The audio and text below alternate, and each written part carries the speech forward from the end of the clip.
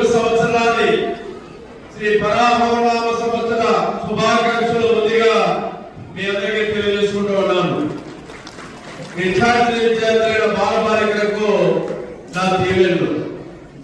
నూతన సంవత్సరం ఉగాది అంటే సిఆర్సి నామిక పోటీ 25 సంవత్సరాలుగా ఒక చిన్న మళ్ళీ 20 సంవత్సరాలు వెనక్కి గుర్తు తెచ్చుకుంటే చిన్న షెల్టర్ ఉండేది. ఇక్కడ ఎదర కూడా ఏమి ఉండేది కాదు.